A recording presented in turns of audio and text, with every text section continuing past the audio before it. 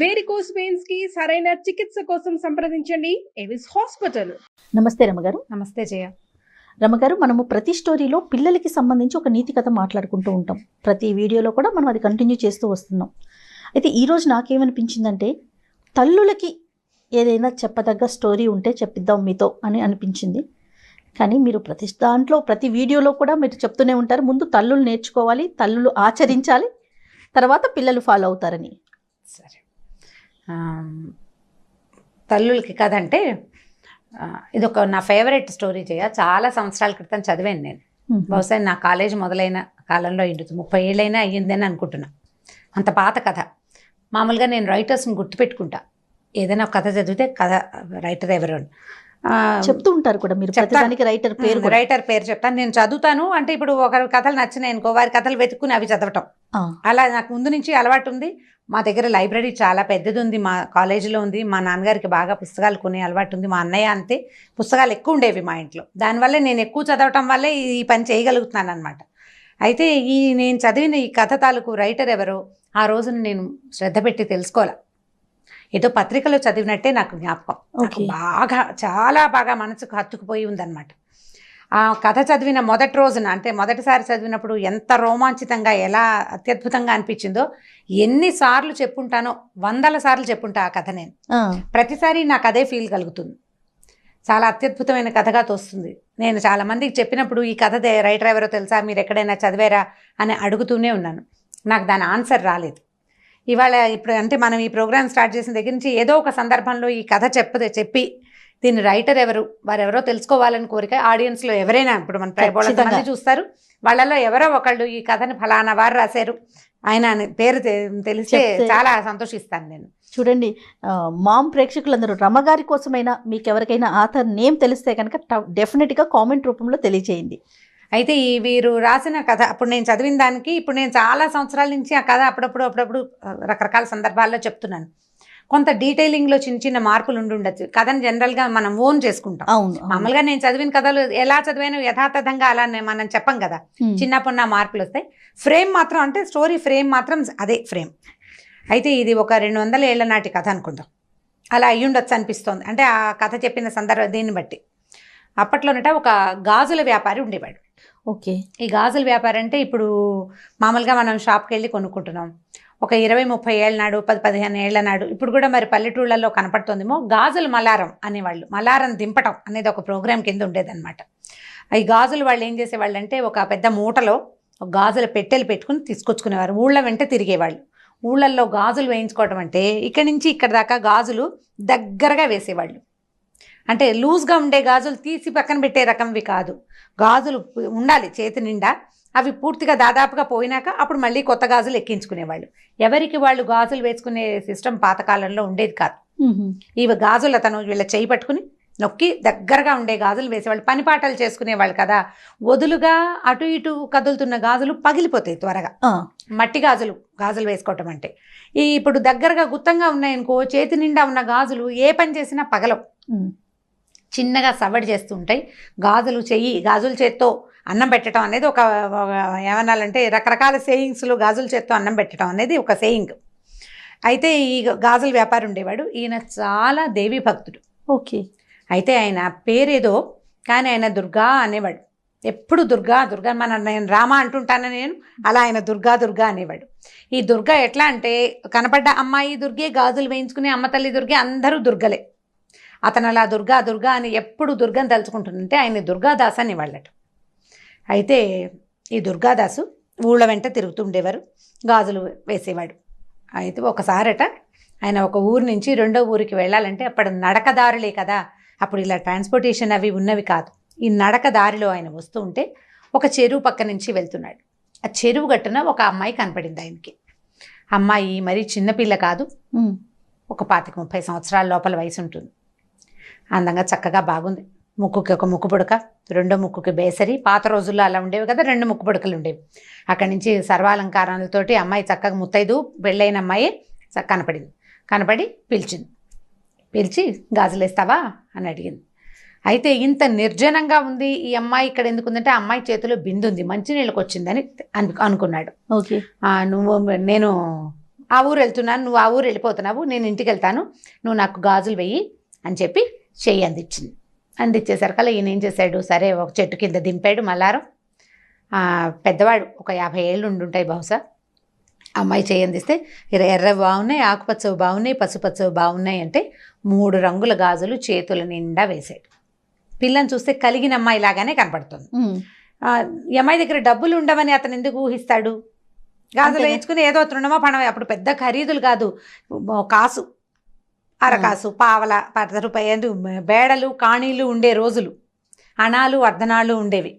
అయితే ఇవి వేసిన తర్వాత ఈ అమ్మాయి ఏం చెప్పిందంటే, నువ్వు ఈ ఊరు వెళ్తున్నావు కదా, ఫలానా శివాలయం ఉందా, శివాలయం పక్కన కర్ణంగారి ఇల్లు ఉందా, ఆ పక్క సందులోంచి కొంచెం లోపలికి వెళ్తే ఒక ఎత్తరుగుల ఇల్లు ఉంది, ఆ ఇల్లు మాదే, మా నాన్నగారు ఉంటారు, ఈ గాజులకు డబ్బులు నువ్వు అక్కడ తీసుకో ఓకే అని చెప్పింది. చెప్పేసరికల్లా అదేమిటి నువ్వు డబ్బులు లేకుండా ఎందుకు వేయించుకున్నావని అదని అతను అనలా. ఎందుకంటే ఇది అతను పనే కానీ అది వ్యాపకంగా చేస్తున్నాడు కానీ వ్యాపారంగా చేయటం లేదు ఆయన. ఇలా స్త్రీ రూపంలో ఈ అమ్మాయిలకి గాజులు వేస్తూ అమ్మవారికి గాజులు వేసినంత సంతోషించేవాడు. అతనికి వచ్చిన కొంత సంపాదనే అతనికి చాలు, ఏదో ఇచ్చింది పుచ్చుకునేవాడు అంతే. సరే ఏమన్నాడు, ఈ అమ్మాయి బిందె పుచ్చుకుంది, ఇంకా నేను నీళ్ళు తెచ్చుకోవాలి, నువ్వు వెళ్ళిపోతున్నావు కదా, వెళ్ళి తీసుకోమంది. మా నాన్నగారి ఇంటికి వెళ్ళు, మా అత్తారిల్లు ఇది, మా నాన్నగారు ఊరు ఆ ఊరు, మా అత్తారు ఊరు ఈ ఊరు అని చెప్పింది. చెప్పేసరికల్లా మా నాన్నని అడిగి డబ్బులు తీసుకోమంటే ఈయన బ్యాగ్ అంతా సర్దుకున్నాడు. బయలుదేరుతుంటే ఓవేళ మా నాన్నగారు ఆయనకి నా మీద కోపంగా ఉంది, మా అత్తారి మీద కోపం వచ్చింది, మాకు అమ్మాయి లేదు, నేను ఇవ్వనంటాడేమో, మా దేవుడి గదిలో కుంకుమభరణి ఉంది, దేవుడి మందసాన్లోనే కుంకుమభరణి ఉంది పాతది, అందులో కాసుంది, అది తీసి ఇవ్వమన్నానని చెప్పు. ఆయన కాదంటాడు, నువ్వు గట్టిగా పట్టుకో, నువ్వు గాజులు ఇన్నేసావు, డబ్బులు తీసుకోవాలి కదా, కాబట్టి ఆయన కాదన్నా సరే ఈ మాట చెప్పి డబ్బులు తీసుకో అని చెప్పింది. సరే అన్నాడు.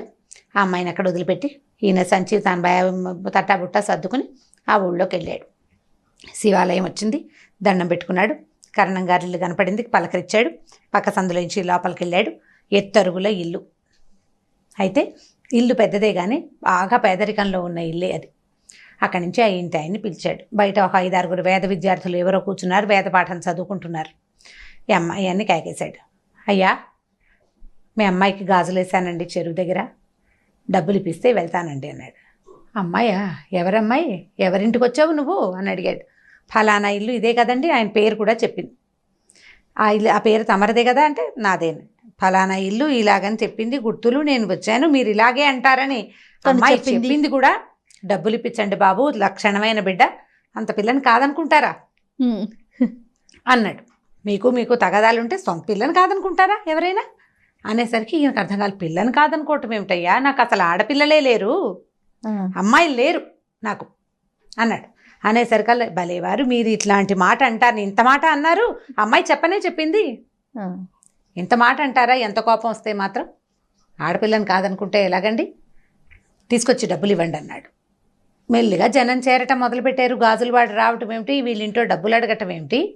ఈ వేద విద్యార్థులు చదువు మానేసి వాళ్ళు నోటు తెచ్చుకుని చూస్తున్నారు ఏమిటో జరుగుతోందని. పల్లెటూరు కదా, కాస్త గట్టిగా మాటలు దొరలేసరికి 4 ఏళ్ళ వాళ్ళు చేరతారు, ఒక్కొక్కళ్ళు వింటున్నారు ఏమిటో సంభాషణ జరుగుతుందని. ఈయన అవునంటాడు, కాదంటాడు, అతను అవునంటాడు. ఇక విసుగొచ్చి ఏమన్నాడంటే, అయ్యా అమ్మాయి చెప్పింది, మీ ఇంట్లో పూజా మందసంలో కుంకుమభరణ పాతది ఉందిట, అది తెరిచి చూడు, అందులో కాసు ఉంటుందని చెప్పింది అమ్మాయి, ఆ కాసైనా తెచ్చి నాకు ఇవ్వండి. నేను వద్ద పోనీలేమ్మా, ఆడపిల్లవి, నీకు గాజులు వేసాను, మీ నాన్నకి ఇష్టం లేకపోతే పోనీలేమన్నాను, కాదు గాజులకు నువ్వు డబ్బులు తీసుకోవాల్సిందే అని చెప్పింది, బంగారం లాంటి బిడ్డ, నువ్వేం తండ్రివయ్యా, పట్టుకురా ఆ కాసు తెచ్చివి నాకు, ఆ అమ్మాయి నన్ను తెచ్చుకోమంది అన్నాడు. ఈయన తెల్లబోయాడు. మా ఇంట్లో దేవతా మందిరంలో అసలు కుంకుమభరణ ఉండటం ఏమిటి, మా ఇంట్లో కుంకుమభరణ లేదన్నాడు. ఆ భరణ ఏం లేదు మా మందసంలో, చెప్పింది చూడవయ్యా అనేసరికి సరే అందరూ అదేమిటి ఎందుకు చెప్తున్నాడు, దుర్గాదాస్ ఈ ఊళ్ళలో తిరిగేవాడే, చూడు అనేసి అన్నారు. చూడమన్నారు. దేవతా మండపంలోకి మందసం దగ్గరికి వెళ్ళాడు.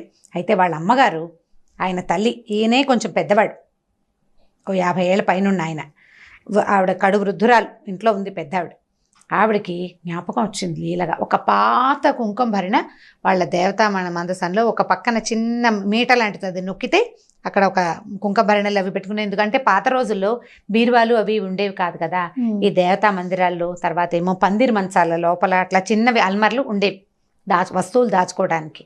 దొంగల భయాలు అవి ఉండేవి కదా. అయ్యా మన దగ్గర ఈ మీట నొక్కితే ఇది తెరవబడుతుంది అని చెప్పి తీరా తెరిస్తే కుంకుమభరణ బయటకు వచ్చింది. ఆయన చాలా ఆశ్చర్యపోయాడు. ఈ అమ్మాయి ఎవరు, ఈ గాజులు వాడేమిటి, మన ఇంట్లో ఉన్న మందసం ఇన్ని సంవత్సరాలు వచ్చింది, ఇంత వయసు వస్తే ఇందులో ఇలాంటిది ఉందని నాకు తెలియకుండా ఎవరో పిల్లకి రోడ్డు మీద ఎక్కడో దారిలో కనపడ్డ పిల్లకి తెలియటం ఏమిటి, మా అమ్మకి తెలిసిన సంగతి. ఆయనకి లోపల నుంచి ఒక ఉద్వేగం వస్తుందన్నమాట, ఎట్లా ఇది బయటికి తెలిసింది అని. ఆయన ఏం చేశాడు, కుంకుమభరణలో చేయి పెట్టాడు, కాసు తగిలింది, కాసు ఇట్లా తీసాడు బయటికి, ఇంకో కాసు కనపడుతోంది. ఇది ఎడం చేతిలో పెట్టుకున్నాడు. ఆ కనపడిన రెండో కాసుని తీస్తుంటే ఇంకో కాసు కనపడుతోంది కింద, ఆ చేతిలో పెట్టుకున్నాడు. మళ్ళీ తీసాడు, తీస్తూ ఉంటే ఒక్కో కాసు బయటికి వస్తూనే ఉంది. ఆయన ఈ పట్టుకున్నవాడు అట్లా కూలబడిపోయాడు. వాళ్ళ అమ్మ, భార్య, ఇంత పిల్లవాడు, మగపిల్లలు ఉన్నారు ఆయనకి, ఆడపిల్లలు లేరు. అప్పుడు వాళ్ళ అమ్మగారు ఏం చెప్పారంటే, ఇది చాలా పురాతనమైన పూజా మందిరంలో ఈ ఒక కాసు మనకు అమ్మవారు, మా తాత అంటే నాయన ఆయన తల్లి తాలూకు తాత కాదు, తండ్రి తాలూకు తాతగారు అర్చించేవారట ఆ కుంకుమభరణలో ఉన్న ఆ ప్రతిమని. తర్వాత కాలంలో అర్చన మానేశారు, అది అలా లోపల ఉండిపోయింది. ఈ కాసులు పట్టుకునేసరికల్లా ఈయనకి ఉద్వేగం తట్టుకోలేక దుఃఖం వస్తుంది. గబగబా కాసులు పుచ్చుకొని బయటకు వచ్చాడు. జనమంతా చేరిపోయారు కదా. అయ్యా నువ్వెవరిని చూసావో, ఆ అమ్మాయి ఎక్కడుందో నాకు చూపించవా అని అడిగాడు. అందరూ వెళ్ళారు. వెళ్తే చెరువు దగ్గరికి వెళ్ళారు. వెళ్ళాక ఇక్కడే చూశాను నేను అమ్మాయిని అంటాడు. చెరువు చుట్టుపక్కల ఏమీ లేవు, చెరువే ఉంది, పద్మాలతో నిండిన సరోవరం. మామూలు ఊళ్ళల్లో చెరువుల్లో కనపడతాయి. అయితే ఈయన, అయ్యా నేను ఇక్కడే చూశానండి, ఆ అమ్మాయి ఎటు వెళ్ళిందో, పాదాలు ముద్రలు కూడా ఏమీ కనిపించట్లేదు, చెరువు వైపు నడిచినట్టే కనపడుతున్నాయి కాలి గుర్తులు, బయటకు వచ్చినట్టుగా ఏవీ లేవు. మామూలుగా బురద ఉంటుంది, చెరువు ఒడ్డున బురద ఉంటుందిగా, చెరువులోకి ఎలా వెళ్తారు, ఎవరైనా వెళ్ళి ఉండాలి కదా. అక్కడి నుంచి జనం అందరికీ అర్థమవుతుంది ఇక్కడ ఏదో ఒక మహత్తరమైన సంఘటన జరగబోతోందని.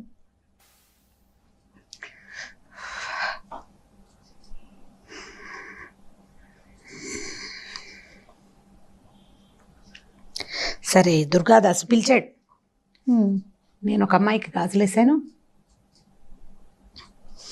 జనమంతా చెరువు దగ్గరికి చేరారు. ఊళ్ళో వాళ్ళంతా వస్తున్నారు, ఇక్కడ ఏదో జరగబోతోందని తెలుస్తోంది.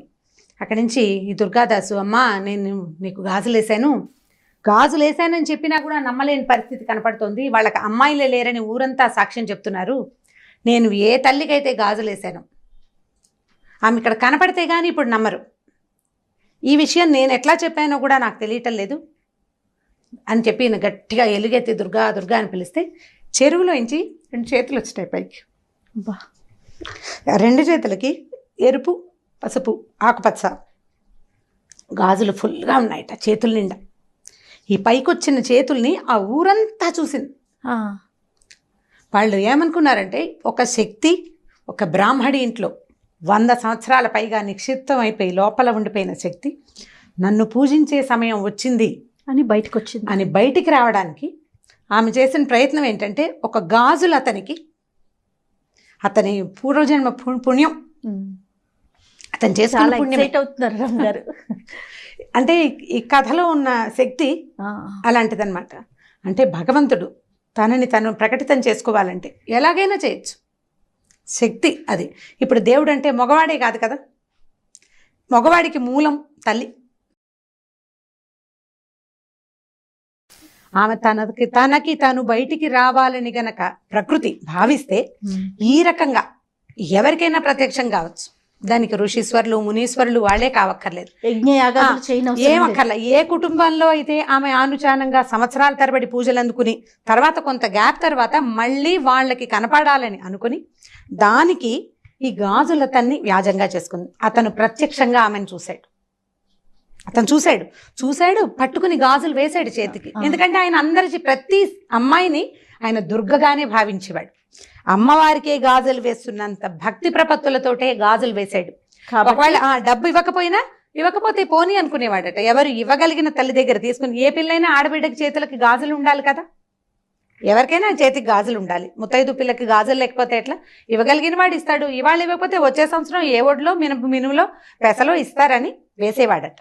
అతని దగ్గరున్న ఆ లక్షణానికి మెచ్చి ఆమె స్వయంగా అతని దగ్గరకు వచ్చి గాజులు వేయించుకుని అక్కడికి వెళ్ళి తీసుకోమని.